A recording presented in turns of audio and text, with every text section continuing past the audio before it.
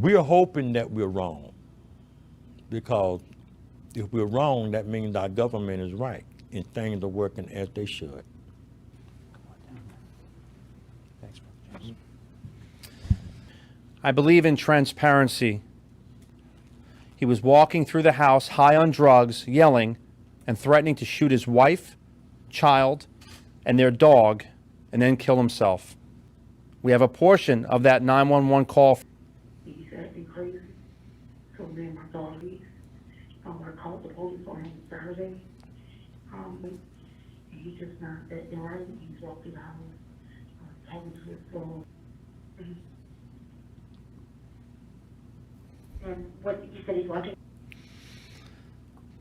The suspect was arrested for possession of a controlled substance and possession of a weapon by a convicted felon and transported to the Lee County Jail.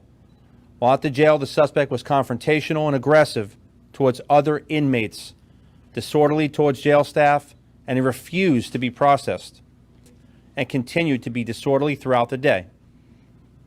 With the suspect violently resisting all efforts to control him and scraping his forehead in the process, he was placed into a restraint chair. At this time, there are no signs of trauma or foul play. The injuries noted by the medical examiner were minor in nature. There was bruising on the wrists and ankles, consistent with handcuffs and shackles that were being applied. I want to take a moment and thank the NAACP for their relationship with us, and Brother James specifically. Good afternoon. So Mr. Mike Love, our Economic Development Chairman, is an attorney but not licensed here in Florida. And I'm a civil rights leader. So we didn't go in looking to be detectives.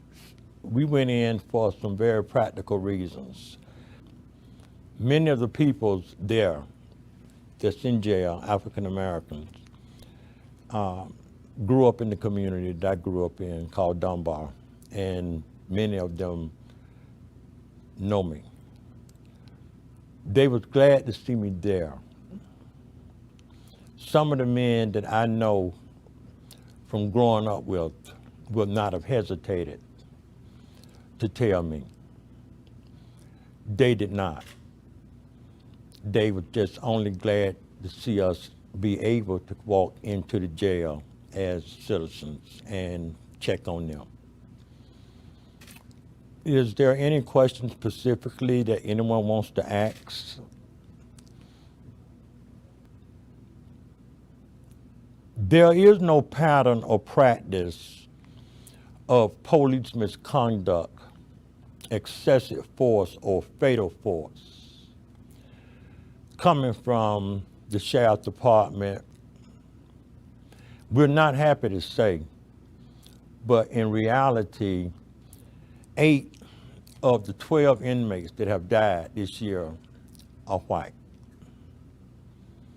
3 black, 1 Latino.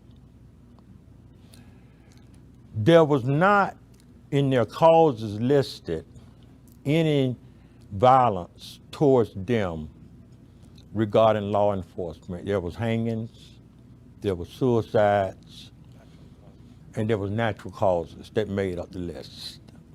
And I'm going to show you something. When the NAACP received this call on September the 8th, while we was in Orlando at the training, the inmates that called us was very, they were very loud, they were very vocal, and they lied. And they said, we saw a guy come in handcuffs in a wheelchair, and we just saw him brought out in a body bag, and he got on his head a spit shield, and it's full of blood.